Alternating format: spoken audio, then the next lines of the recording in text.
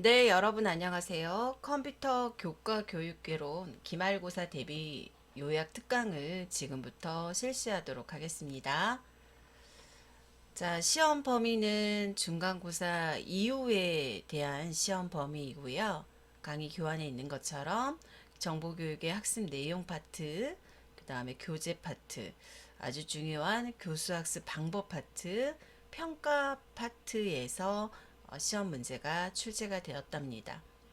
자, 출제된 문항수는 학생들이 제일 궁금해하는 부분들이 시험 문제 유형과 문항수이더라고요, 여러분. 객관식 문제는 총 6문항이 출제가 됐고요. 그리고 단답형 문항이 좀 많습니다, 여러분. 11문항이 출제가 됐고, 단답형 같은 경우는 제시된 설명을 보고 빙고 채우기 문제 유형이라고 생각하시면 됩니다. 그리고 여러분들의 생각을 짧게 기술할 수 있는 서술형 문제가 총 3문제 출제되었답니다. 자, 첫 번째 섹션 정보교육의 학습 내용 파트에서는 떤 내용들이 시험에 출제가 되었는지 자세히 살펴보도록 할게요. 14주 후반부 복습 내용에서도 자세하게 말씀드렸는데요.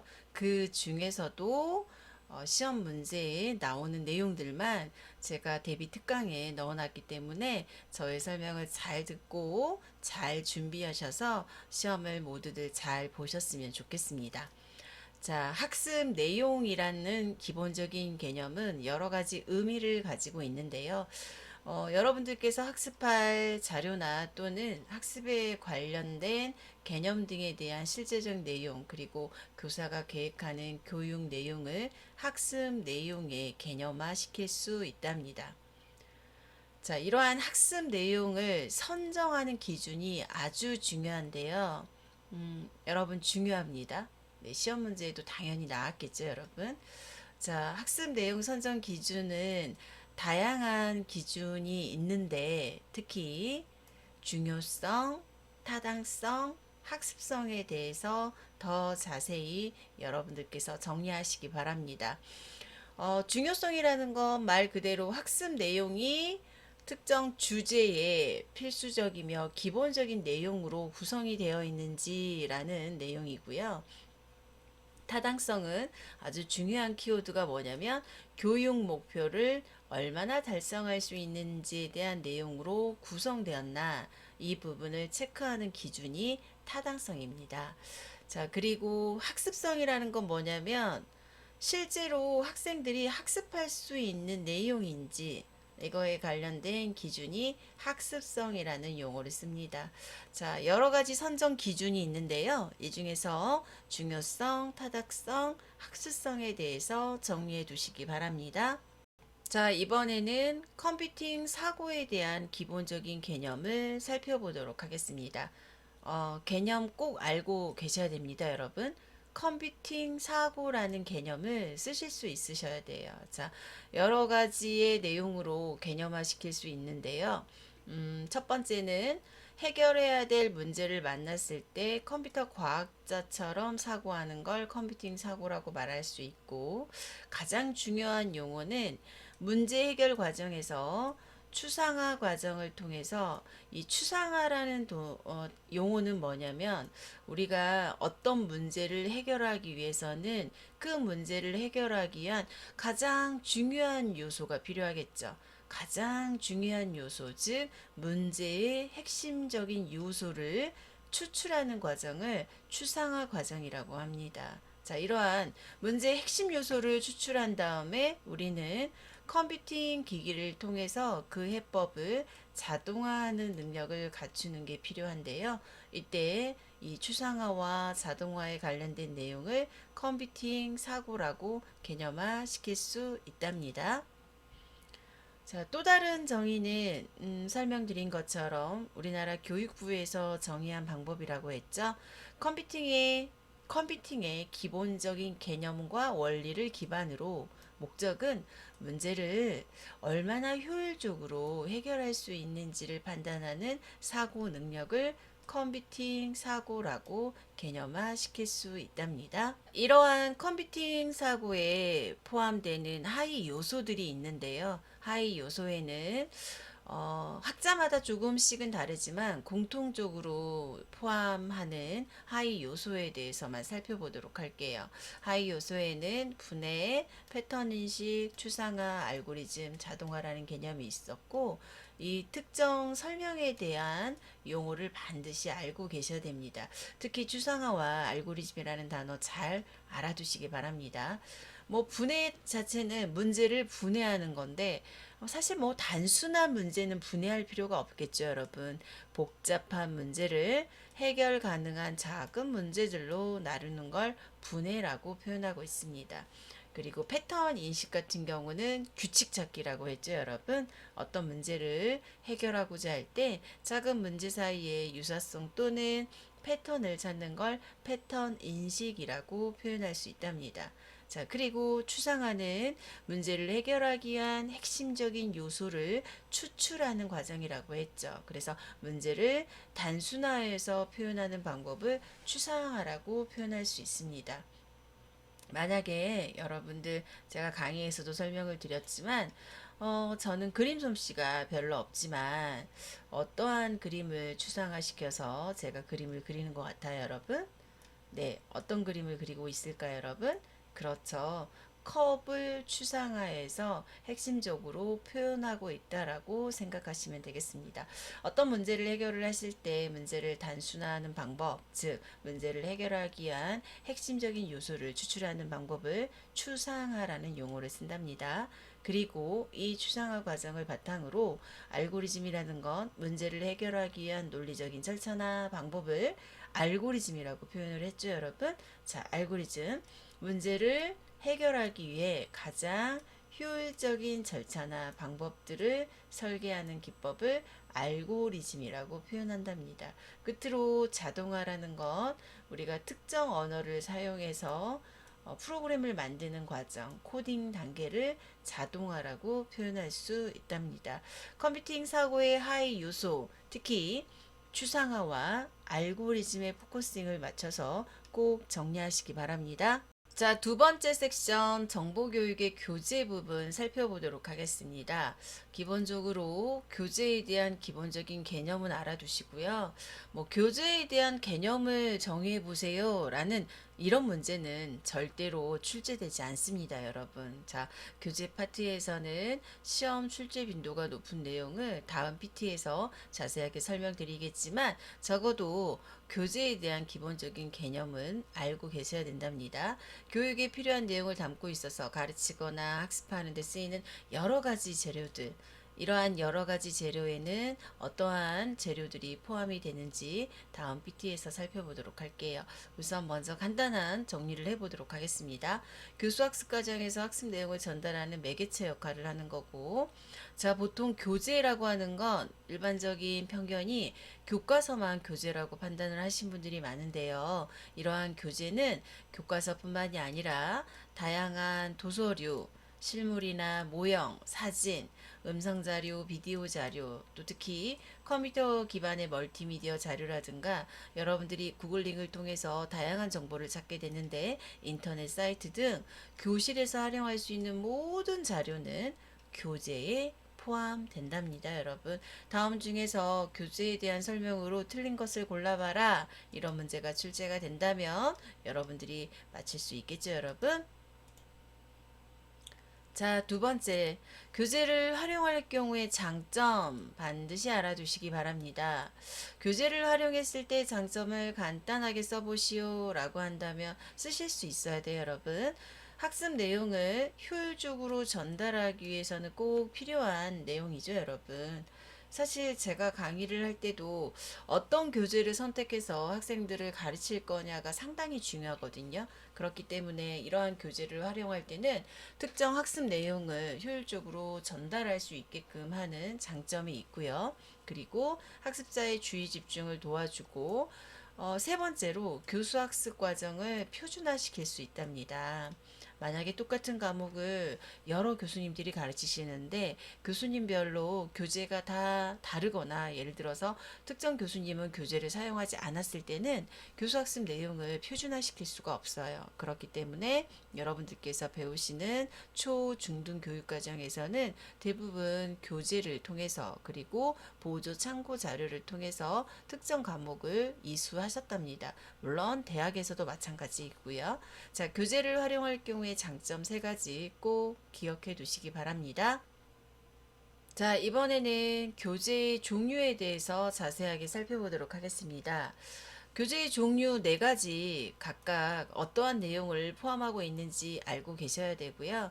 뭐 구체물이라는 건 뭐냐면 구체라는 단어 뜻에서 말해주고 있듯이 일정한 형상을 가지고 있는 사물이라고 생각을 하시면 돼요. 그래서 실물, 모형, 전시판 이런 것들이 어디에 포함이 된다? 구체물에 포함이 된다. 자, 그리고 인쇄물은 가장 많이 사용하는 것들이죠, 여러분. 교과서뿐만이 아니라 학습 활동지, 시험지가 같이 인쇄된 물질을 통틀어서 인쇄물이라고 표현한답니다. 교과서만 포함하는 게 아니라 수업 활동지나 시험지도 포함하고 있다는 걸 꼭 정리하시기 바랍니다. 시청각 자료 마찬가지로 단어에서 설명을 하듯이 시각과 청각을 통해 정보를 전달할 수 있는 모든 자료는 시청각 자료라고 표현할 수 있답니다. 자, 디지털 자료는 여러분들께서 컴퓨터상에서 사용하는 모든 자료는 디지털 자료이죠, 여러분. 자, 그래서 음성이나 그림, 영상 자료 등이 빠르게 디지털화됨으로써 컴퓨터에서 활용할 수 있는 다양한 디지털 자료도 교재의 종류에 포함이 된답니다. 자, 이번에는 교과서에 대한 기본적인 개념을 살펴보도록 할게요. 자, 교과서. 학교에서 학생들의 교육을 위해 사용되는 학생용의 서책이나 이러한 음반, 영상들도 교과서에 포함이 될 수 있답니다. 이러한 교과서는 교육활동의 가장 기본적인 자료로서 교과서의 종류에는 어떠한 종류가 있는지 중요한데요. 교과서의 분류 꼭 기억하시기 바랍니다. 국정교과서, 인정교과서, 검정교과서가 어떠한 교과서의 의미를 갖고 있는지 꼭 기억하셔야 되는데요. 국정도서라는 건 저작권을 누가 가지고 있다? 교육부가 가지고 있다. 저작권을 교육부가 가지고 있는 교과형 도서를 국정도서라고 표현을 하고요. 검정도서는 저작권을 어디에서 가지고 있다? 저작권 여부와는 상관없이 검정도서는 누가 교육부 장관의 검정을 받은 교과서형 도서를 말 그대로 검정도서라고 말할 수 있습니다. 자, 그리고 세 번째로 국정도서와 검정도서가 대부분 이루어지는데 국정도서와 이러한 검정도서가 없었을 때 필요에 의해서 여러분들이 사용할 수 있는 학교에서 사용할 수 있는 교과형 도서를 인정도서라고 하는데요. 아무 도서나 인정도서가 될 수는 없고 국정도서, 검정도서가 없는 경우 또는 있다 하더라도 이들 도서를 사용하기가 곤란하거나 보충할 필요가 있는 경우에는 중요한 내용이 뭐냐면 교육부 장관의 인정을 받은 교과용 도서를 인정도서라고 표현할 수 있습니다. 각각 도서가 의미하는 바를 정리해 두시기 바랍니다. 자, 교재 파트는 여기에서 정리하도록 하겠습니다. 자, 세 번째 섹션은 이번 기말고사에서 아주 중요도가 높은 섹션이고요. 시험 문제도 제일 많이 나왔습니다. 더 집중하셔서 들어주시기 바랍니다. 정보교육에 있어서 다양한 교수학습 방법이 있는데요. 이 세 번째 섹션은 다양한 선택형 문항으로 그 다음에 단답형 문항으로 서술형 문항으로 다양하게 출제가 되었답니다. 자, 첫 번째 교수학습 방법을 살펴보기 전에 아주 중요한 학습 이론이 있었습니다. 그 학습 이론에 행동주의, 인지주의, 구성주의가 있었는데요. 세 가지의 학습 이론에 대해서 개념과 특징을 꼭 기억해 두시기 바랍니다. 자, 행동주의는 자극과 반응에 대한 결합이라고 했죠, 여러분. 자, 행동주의 학습 이론이라는 건 뭐냐면 어떠한 학습이 이루어지는 걸 경험의 결과로서 나타날 수 있는 관찰할 수 있는 행동의 변화라고 정의하고 있고 자극에 따른 반응의 결과를 행동주의 학습 이론의 가장 근본적인 원리라고 표현할 수가 있답니다. 자, 관찰할 수 있는 행동으로 표현이 되어 있어야 돼요, 여러분. 그래서 중요한 내용이 뭐냐면 학습자 내부의 인지적 현상은 중요하지 않아요. 행동주의에서는 어떤 부분이 중요하다? 그렇죠. 외부의 행동 변화에 초점을 맞추는 게 상당히 중요합니다. 자, 어떤 학습자에게 S라는 자극을 줬을 때 어떤 반응이 돌아온다. S와 R과의 관계, 근본의 원리는 자극과 그에 따른 반응의 원리로 표현할 수 있답니다. 그래서 행동주의 학습 이론은 학습의 통제는 철저하게 어디에 있다? 외부에 있다. 그래서 이러한 외부에 있는 환경을 통제하고 변화시킴으로써 학습자의 행동을 변화시킬 수 있도록 노력하는 개념이 행동주의 학습 이론이랍니다. 이번에는 인지주의 학습 이론에 대해서 정리해 보도록 할게요. 인지주의는 이 인지라는 뜻은 학습자의 표현되는 행동이 아닌 어떤 부분에 포커싱을 둔다. 즉, 학습자 내부에서 일어나는 인지 과정에 대해서 초점을 둔 학습 이론이 인지주의 이론입니다. 학습자들이 어떻게 정보를 받아들이고 그러한 정보를 해석하고 생각하고 문제를 해결하는지 관심이 있는 학습 이론으로서 실제로 인지란 머릿속에서 일어나는 일련의 지적 과정을 인지라는 용어를 사용했고 제가 수업 시간에 설명을 드린 것처럼 형태주의 심리학과 정보처리 이론이 있는데 정보처리 이론에 대해서 자세하게 기억해 두시면 된답니다. 인지주의 학습 이론의 대표적인 정보처리 이론에 대해서 살펴보도록 하겠습니다. 정보처리 이론이라는 건 뭐냐면 이 사람의 뇌가 정보를 처리하고 저장하는 과정이 꼭 컴퓨터에서 그 다음에 정보처리 이론에서의 인지 과정이라는 건 뭐냐면 컴퓨터가 어떠한 일을 처리하는 것처럼 여러분들이 표현할 수가 있답니다. 자, 그래서 사람의 뇌가 정보를 처리하고 저장하는 것은 여러 단계를 거치게 되는데 정보 처리 이론은 인간의 인지를 정보 처리 관점으로 보고 이를 어디에 비유했다? 컴퓨터 하드웨어에 비유해서 설명하고 있답니다. 자, 중요한 내용은 정보 처리 이론의 인지 과정의 프로세스 4단계가 상당히 중요하고요.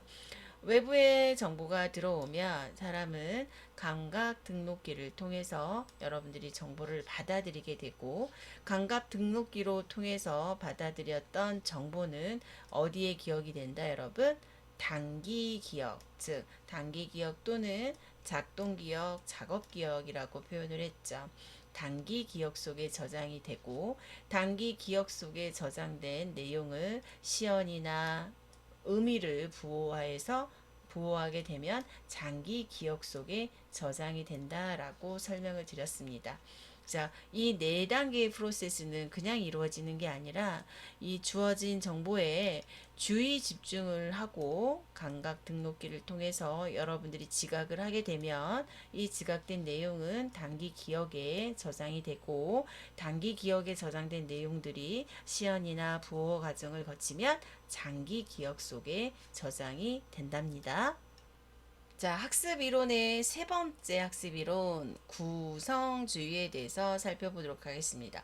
구성이라는 단어는 지식을 어떻게 구성할 거니에 대한 여러분 내용이라고 했죠.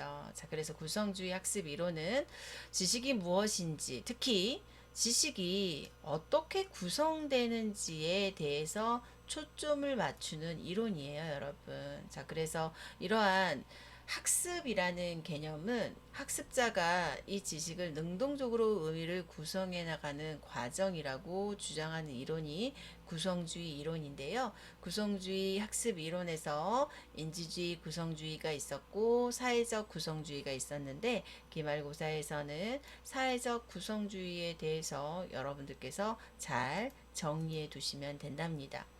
사회적 구성주의에서 아주 유명한 교수 학습자가 있었죠, 여러분.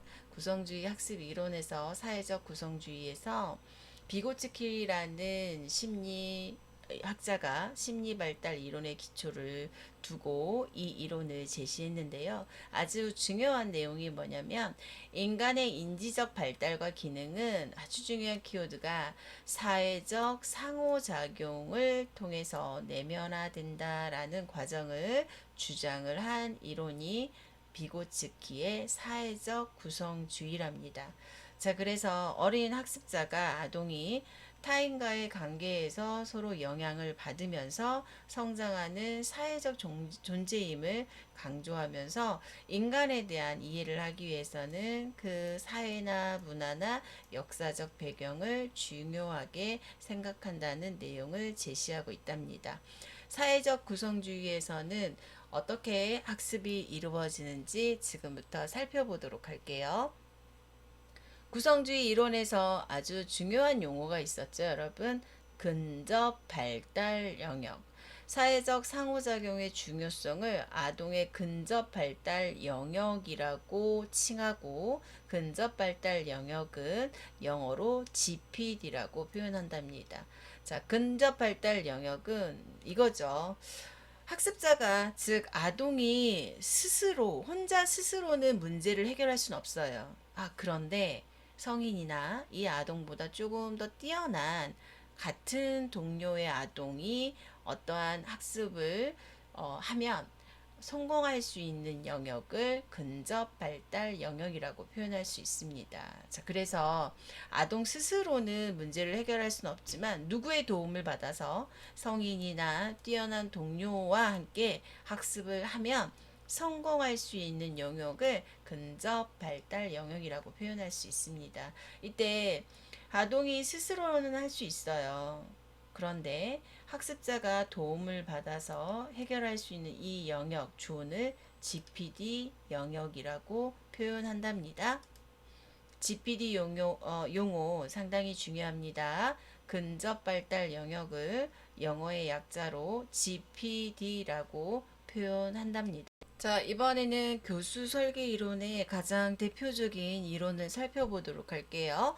교사와 학습자의 학습 과정에서 학습 효과를 높이기 위해서 교사가 세우는 교수 과정 계획을 교수 설계 이론이라고 표현할 수 있고요.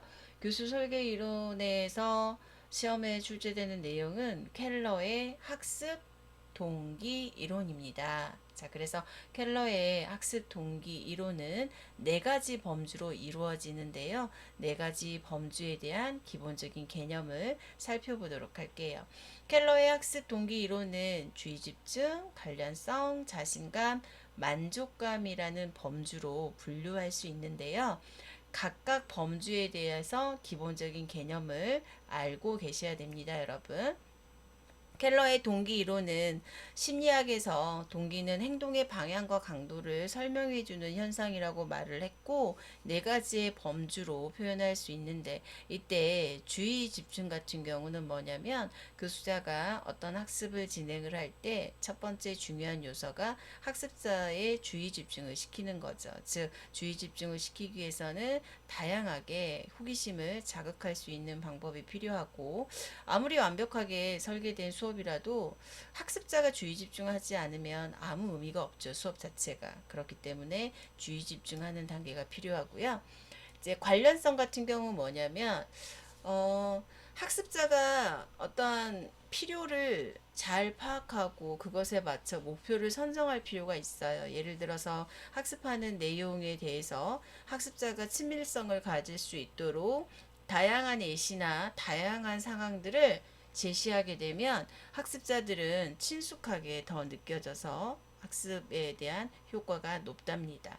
자, 세 번째로 자신감이라는 건 뭐냐면 학습자에게 어떻게 하면 학습을 성공할 수 있는지, 그리고 어떤 기준에 의해서 평가받을 수 있는지를 자세하게 가르쳐 주는 과정이 필요합니다. 즉, 학습자에게 다양한 학습의 경험을 제공함으로써 성공 기회를 제공하는 단계가 자신감 범주라고 생각하시면 된답니다. 그리고 마지막으로 만족감은 학습 결과에 대해서 학습자가 내적으로 만족감을 느낄 수 있도록 학습 성과가 개인의 노력에 달려 있음을 긍정적으로 긍정하는 그러한 피드백을, 다양한 피드백을 제시하고 외적인 보상을 제시하는 단계가 만족감 단계라고 표현할 수 있답니다. 켈러의 학습 동기 이론의 네 가지 범주에 대해서 각각에 대한 특징을 꼭 정리하시기 바랍니다. 강의 교환에는 없지만 14주 후반부 복습 내용에서도 자세하게 설명드렸기 때문에 주의 집중부터 만족감까지 꼭 정리하셔서 여러분들이 풀어보시기 바랍니다. 자, 교수학습 방법에 대해서 지금부터 자세하게 살펴보도록 할게요. 교수학습 활동은 의도적이고 계획적인 과정이고, 특히 교사와 학생이 상호작용하는 과정을 교수학습 과정이라고 할 수 있는데요. 이때 중요한 요소가 뭐냐면 정말로 중요하답니다. 교수학습 방법을 선택할 때 고려할 조건을 써보세요 라고 하면 쓸 수 있어야 돼요, 여러분. 네 가지의 조건을 제시했는데요. 수업 환경을 고려해야 되고, 수업의 목표와 내용도 고려해야 되고, 교수자, 그리고 학습자 이 네 가지 사항에 대해서 고려할 조건입니다. 교수학습 방법을 선택할 때 고려할 조건 네 가지 꼭 암기해 두시고 정리하시기 바랍니다. 자, 지금부터 설명드릴 내용은 다양한 교수학습 방법에 대해서 설명을 드려볼 텐데요. 설명드린 내용은 14주 후반부 복습에서 설명을 드렸기 때문에 문제 출제되는 부분에 대해서만 간략하게 설명을 드려보도록 하겠습니다. 다양한 교수법이 나왔는데요. 이 모든 교수법들이 시험 문제에 등장할 수 있습니다. 강의법이 뭔지, 시범 실습이 뭔지, 특히 협동학습 되게 중요하고요. 직송 모형이 협동학습에 포함이 됐죠. 그 다음에 문제 중심 학습, 그리고 뭐 역할놀이, 인지덕, 도제학습, 그리고 뭐 토론법, 그 다음에 언플러그드 학습 중요하고, 아마 여기에서 주관식 문제도 상당히 많이 나왔고요. 객관식 문제도 등장했습니다. 그래서 지금부터 설명드린 내용을 위주로 여러분들께서 정리해 보시기 바랍니다. 자, 첫 번째는 강의법인데요. 강의법은 교수님들이 가장 많이 사용하는 방법이죠. 가장 오래되고 보편적인 교수법이고, 장점은 학생들에게 지식을 전달할 때 가장 대표적인 방법입니다. 그래서 지식이 많은 사람이 상대적으로 지식이 적은 사람에게 전달하는 방법 중에 하나이죠.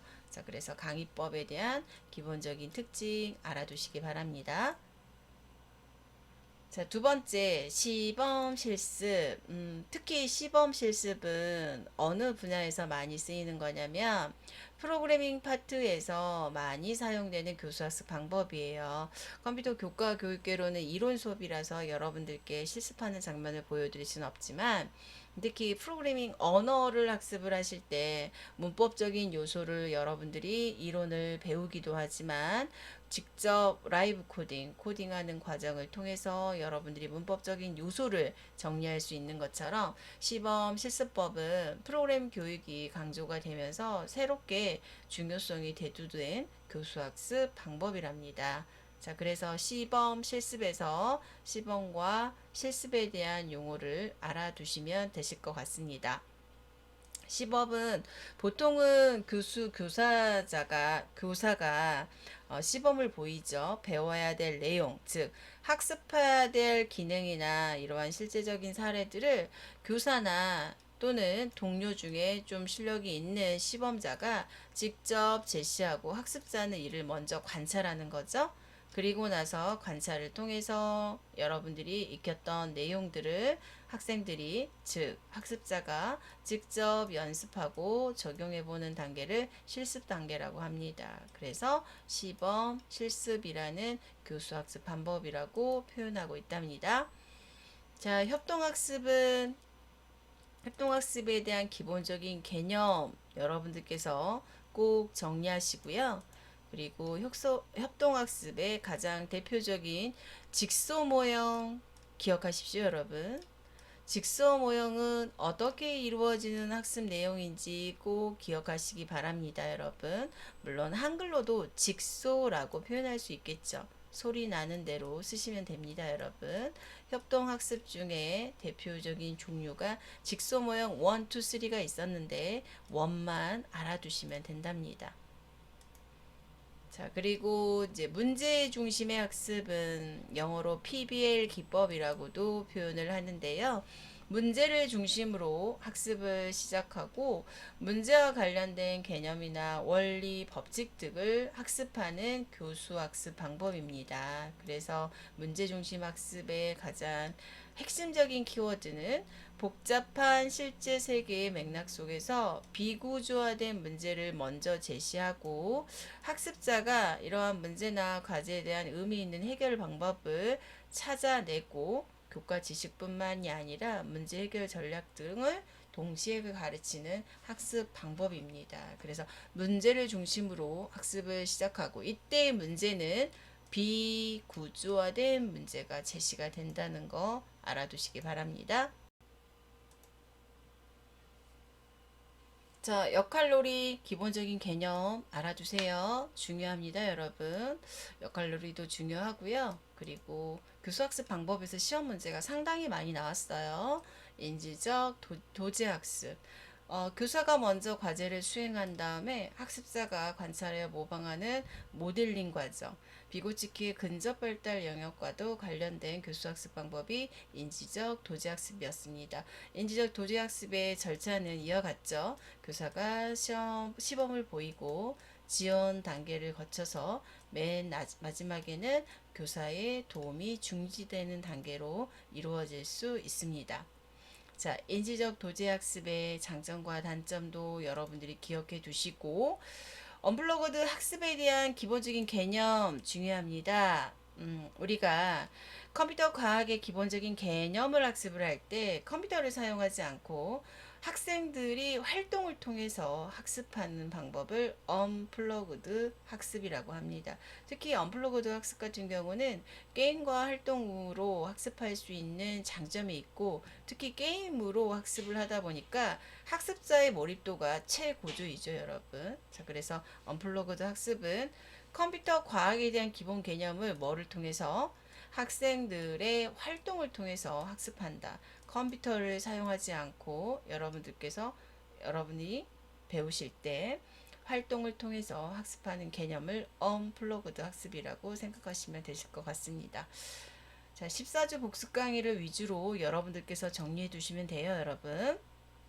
정보 교육의 평가에서는 어떤 문제가 출제가 됐는지 살펴보도록 할게요. 교육 평가에 대한 기본적인 개념을 알아두시고 이때 중요한 내용은 뭐냐면 교육 평가의 기능 중요하답니다. 교육 평가의 기능 반드시 알아두십시오. 세 가지 요약 정리하시기 바랍니다. 자, 그리고 교육 평가의 구분에서 적어도 상대 평가가 뭔지, 절대 평가가 뭔지, 특히 형성 평가가 뭔지에 대한 기본적인 개념 정리하시고요. 그리고 평가 도구의 개발에서 타당도에 대한 개념과 신뢰도에 대한 개념 중요합니다. 문제 출제되었습니다. 타당도가 나올지 신뢰도가 나올지 모르겠지만 타당도에 대한 개념과 신뢰도에 대한 개념을 위주 정리를 하셔서 여러분들이 시험을 보시면 될 것 같습니다. 복습 강의와 중복되는 내용이기도 하고 제가 좀 빠른 속도로 여러분들께 말씀을 드렸는데요. 기말고사 대비 특강 자료에서 제시된 자료를 위주로만 공부하신다면 모두들 좋은 점수를 받으실 수 있을 거라 생각됩니다. 기말 시험 모두 잘 보시고요, 여러분들. 사실 영상 속에서 또는 음성상으로만 여러분들께 인사드리게 되었는데요. 한 학기 동안 수고 많으셨고 또 다른 과목으로 저의 제자가 되어 주셨으면 감사하겠습니다. 수고 많으셨습니다, 여러분들. 특강 내용은 여기에서 마무리하도록 하겠습니다.